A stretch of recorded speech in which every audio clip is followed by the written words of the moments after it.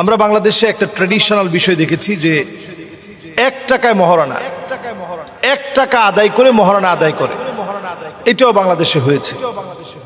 তো এই জাতীয় মহারণা আদায় এটা কোনোভাবেই জায়েজ নাই, এটা একটা নাজায়েজ কাজ।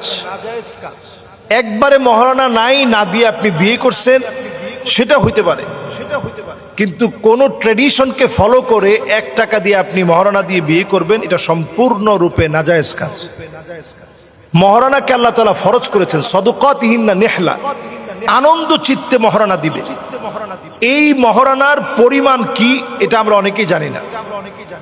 মহারণার পরিমাণ হচ্ছে 10 দিরহাম।